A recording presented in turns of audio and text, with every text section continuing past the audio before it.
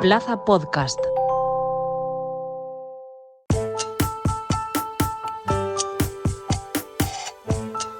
Hoy nos adentramos en un tema poco conocido de la mano de Boehringer Ingelheim. Se trata de la fibrosis pulmonar. Cuando una persona desarrolla fibrosis pulmonar, los pulmones se cicatrizan y con el tiempo puede aparecer dificultad para respirar.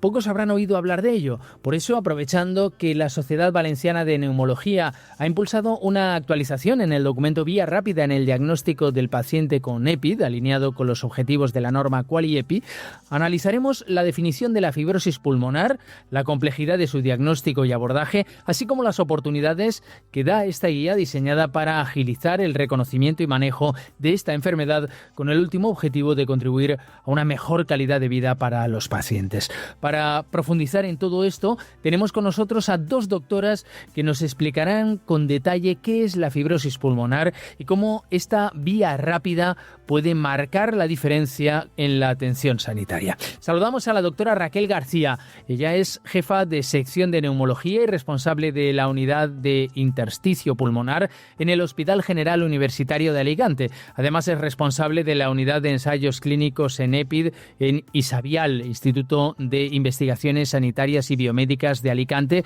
como investigadora principal y profesora asociada de Ciencias de la Salud en la Universidad Miguel Hernández de Elche. Doctora García, ¿qué tal? Muy buenas. Muy buenas tardes, un placer estar con vosotros. Y también tenemos con nosotros a la doctora Inma Cervera. Es médico de familia en el Centro de Salud Campanar 2, coordinadora del Grupo de Gestión Sanitaria y Calidad Asistencial Semergen y presidenta de Semergen Comunitat Valenciana. Semergen es una de las mayores sociedades de médicos de familia. La doctora Cervera es además profesora asociada en la Universidad CEU San Pablo de Alfara del Patriarca.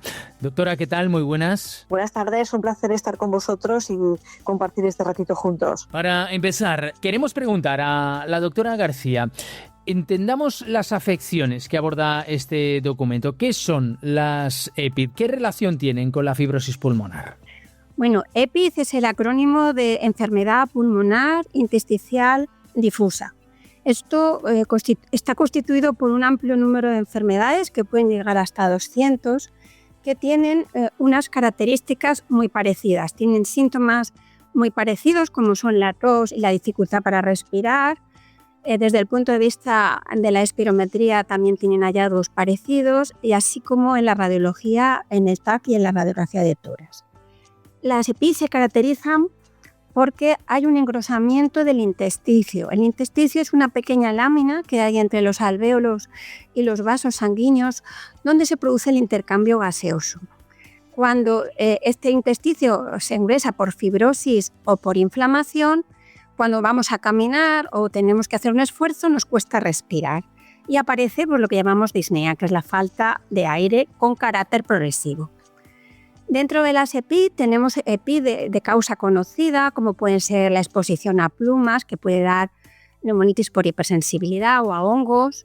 Pueden ser exposición a polvos inorgánicos, como la silicosis. Puede haber EPID asociado a lo que llamamos enfermedades del reuma, enfermedades autoinmunes sistémicas.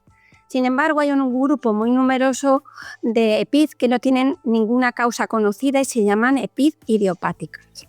Dentro de las EPID idiopáticas, la fibrosis pulmonar idiopática es la más frecuente, la más grave y la de peor pronóstico. Y es una enfermedad que se asocia fundamentalmente a un perfil de varón, fumador, de más de 60-65 años, de carácter progresivo que puede matar entre 3 y 5 años. Hablemos ahora de las bases y objetivos de la vía rápida en el diagnóstico del paciente con EPID. ¿Cómo se constituyó? Porque ¿cuál es el valor del documento para la planificación sanitaria de la Comunidad Valenciana? Pues habitualmente veíamos que los pacientes con EPID llegaban muy tarde a la consulta con enfermedades muy avanzadas y cuando las enfermedades llegan en ese estadio, pues a los pacientes les podemos ofrecer poca cosa, poco tratamiento, porque ya la enfermedad ha progresado mucho. Entonces se pensó que la realización de una vía rápida en la Comunidad Valenciana podía ofrecer herramientas ágiles y prácticas para reducir la demora del diagnóstico de estas enfermedades infrecuentes y permitía el acceso precoz de los pacientes a un tratamiento adecuado. Por lo tanto, desde la Sociedad Valenciana de Neumología se contactó con otras sociedades científicas que estaban implicadas en el diagnóstico de estos pacientes, como son medicina interna, radiodiagnóstico, reumatología, y se designó un responsable de cada sociedad para hacer un comité de expertos que mejorara el acceso de los pacientes a las consultas monográficas de intersticio. Eso inicialmente fue diseñado con carácter intrahospitalario, es decir, para derivar los pacientes dentro del hospital. Pero la atención primaria no deja de ser el pilar de la sanidad pública por donde entran casi todos los pacientes.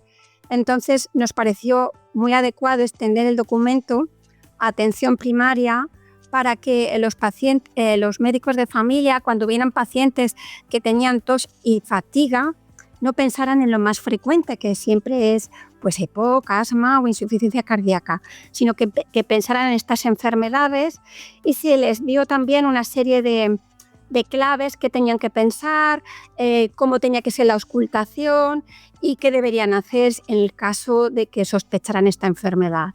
Y por eso la vía rápida pues, se extendió también a atención primaria. Porque, doctora García, existía una primera edición y ahora se ha actualizado para incorporar una fase esencial, la derivación de atención primaria a neumología. ¿Qué nos puede decir sobre ello? ¿Sigue siendo un reto? Pues sí, porque la atención primaria es, como he dicho antes, es el elemento clave, ¿no? para entrar, la vía de entrada de los pacientes.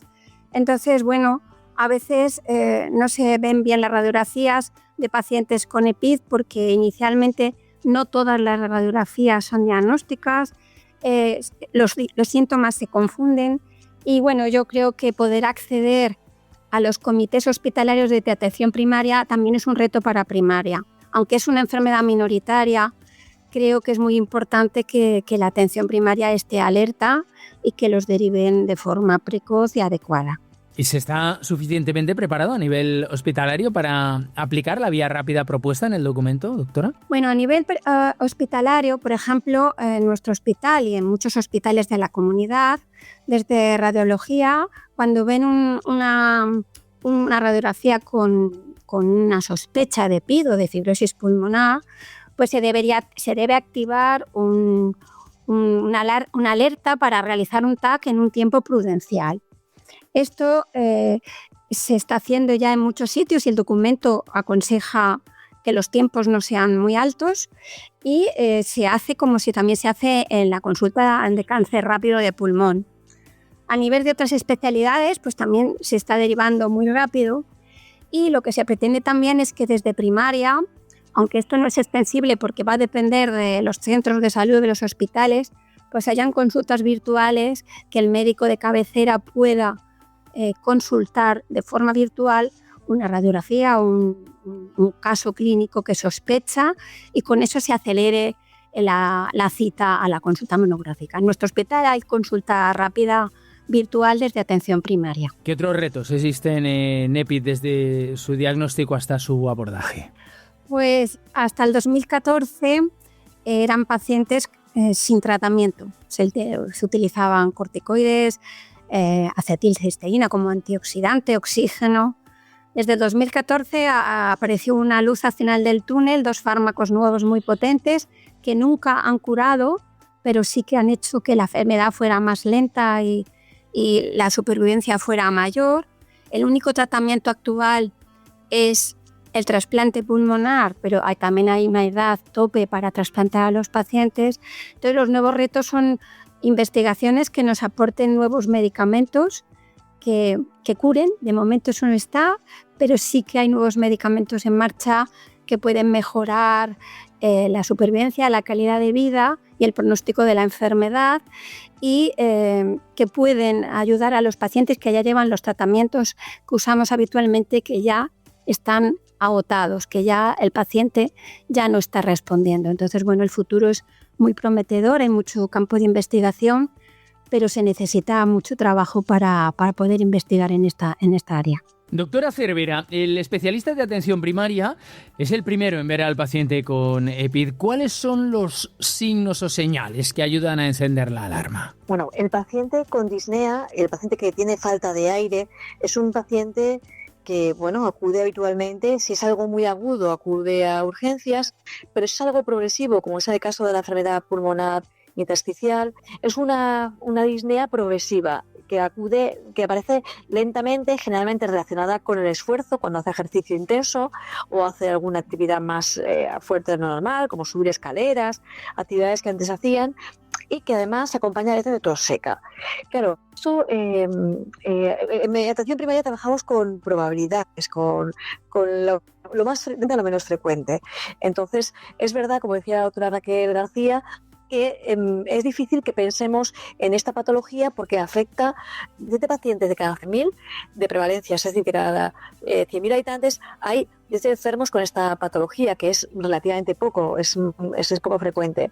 Entonces, para poder sospecharla, para poder estar pendiente de que este paciente pueda tener una fibrosis pulmonar, lo que nos recomienda la guía es que, bueno, además de explorar al paciente, sobre todo auscultar al paciente, en la auscultación hay un signo que decía la doctora, que son unos crepitantes finos tipo velcro, que a la auscultación, si los oímos, son bastante característicos y que nos pueden ayudar a orientar el diagnóstico. También nos puede ayudar a ver al paciente que tiene los dedos de las manos en palillos de tambor. ¿Qué quiere decir? Pues que tiene las uñas y el extremo final de los dedos un poquito más redondeados, más abultados, que puede ser un signo que acompañe al paciente porque hay una falta de oxígeno crónico. Esto aparece entre un 25 y un 50% de los pacientes que tienen una enfermedad intersticial. Y luego creo que en atención primaria tenemos los recursos básicos para poder diagnosticar o hacer una orientación diagnóstica de este tipo de pacientes. Por ejemplo, la radiografía de tórax, que es algo que habitualmente podemos realizar en atención primaria, pues estos pacientes con fatiga, con disnea, con dificultad para respirar, pedir una placa de tórax, y la placa de tórax nos puede orientar si hay un patrón intersticial, sobre todo en bases, en los lóbulos pulmonares inferiores o en la zona subpleural, un patrón fibroso o fibroso reticular, nos puede ayudar a sospechar esta enfermedad. Y también, si realizamos unas pruebas funcionales respiratorias, que también tenemos acceso en la atención primaria, bien realizadas, bien con una técnica adecuada, pues un patrón restrictivo, que es una forma de llamar a un tipo de resultado, también nos puede ayudar a sospechar la enfermedad. Frente a potenciales síntomas, ¿qué hay que hacer? ¿Cómo confirmamos esas sospechas? Bueno, pues que hay una falta de respuesta a los aerosoles que solemos administrar cuando hay un broncoespasmo, una fatiga pulmonar, pues generalmente, si no hay una respuesta adecuada, completa, tenemos que sospechar que puede haber algo más que esté obstruyendo el flujo aéreo, que esté impidiendo que haya un intercambio gaseoso en el pulmón. También, si tenemos la placa de tórax patológica, que nos puede hacer, que nos enseña un patrón intersticial, que no nos deja claro la neumonía, ni que haya una condensación que justifique esa falta de oxígeno, pues bueno, tendríamos que pedir un TAC pulmonar que, bueno, pues indicando la sospecha que posiblemente haya algo más que un EPOC o que un asma, y hacerlo con un circuito rápido para que pueda hacerse en el plazo, pues como mínimo de un mes, ¿no? Este paciente que tenemos esta sospecha por la auscultación, por la falta de respuesta, por la exploración clínica, con una placa patológica, lo vamos a mandar a esas unidades de referencia que son de neumología intersticial, para que el compañero que está en el hospital pues confirme el diagnóstico y la sospecha clínica. ¿Existe suficiente formación para ayudar a los profesionales de atención primaria a identificar los criterios de sospecha de EPID? Bueno, esta enfermedad forma parte del currículum de todos los médicos. Con todas las enfermedades raras, cuando estamos hablando de atención primaria, quizá tenemos que incidir en la formación para que la tengamos más presente ante una disnea, pues que no cuadra muy bien con los patrones estándar que manejamos. Si descartamos causas metabólicas como un hipotiroidismo, como una anemia, como una insuficiencia cardíaca, como pues no, el paciente no tiene un asma y un EPOC, las pruebas funcionales no son del todo definitivas y además aparece esa placa sospechosa, esa clínica esa auscultación patológica, pues tenemos que sospecharlo. Y eso es muy interesante que hagamos hincapié, porque ya veis que son cosas sencillas. Bueno, son 4 cositas que tenemos que tener en cuenta. Creemos con esta guía que hay que insistir en la formación de los médicos de familia para ponerlo en el mapa y tenerlo en cuenta a la hora de hacer un diagnóstico diferencial. ¿Cómo ayuda esta guía a identificar precozmente a los pacientes? ¿Qué es lo más útil que aporta? Yo creo que es muy sencilla, pero a la vez muy práctica. La auscultación del paciente patognomónica, que es una auscultación con crepitantes finos en velcro, una disnea progresiva con tos seca, que parece que se manifiesta más en el esfuerzo, esa placa radiológica, esa radiografía que puede ser patológica. Hay un por ciento de los casos que será normal, por eso si hay una alta sospecha pediremos un UNAR o TACAR de alta resolución, y en el caso de que el paciente no responda tampoco al tratamiento, pues es un signo de que algo está ocurriendo ahí.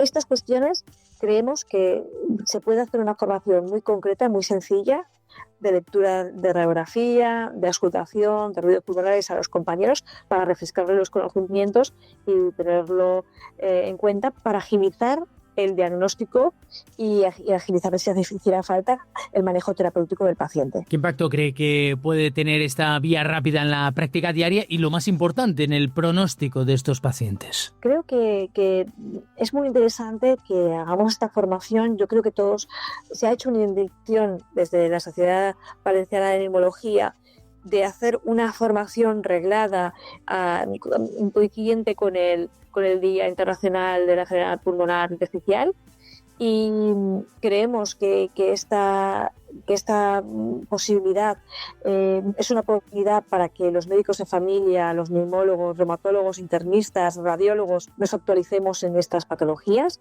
en esta patología en concreto, y creo que también es un impulso para que nos pongamos en marcha con nuevas técnicas que, como la IA, la inteligencia artificial, nos puede ayudar pues a supervisar, a tutelar la lectura de la radiografía de tórax, que bueno, pues nos puede hacer una captación activa de pacientes que tengan placas con sospecha de patrón intersticial y que estén sin definir y sin estudiar correctamente.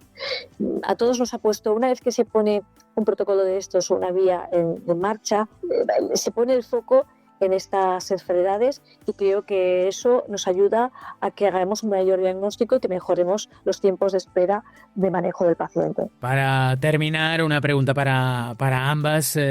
¿Qué mensaje trasladarían a otros compañeros sobre la necesidad de sospechar e intervenir precozmente ante un posible paciente con EPI, doctora Cervera? Pues que estos pacientes tienen ciertas alternativas en el manejo que pueden beneficiarse, sobre todo si se hace en etapas tempranas de la enfermedad, que los tiempos de espera que no son útiles, porque no hay sospecha o hay demoras porque no se han derivado de forma preferente, pueden impactar en el pronóstico y la calidad de vida del paciente.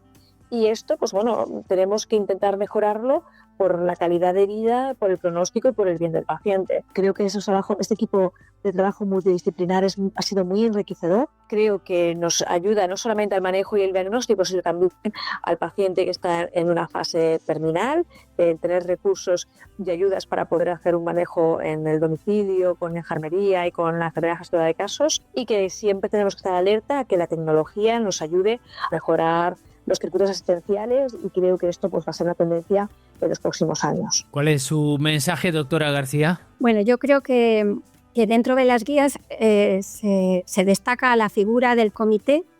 El comité es fundamental para el diagnóstico, que se animen a mandar pacientes lo más rápido posible, que se pueden equivocar, pero no pasa nada.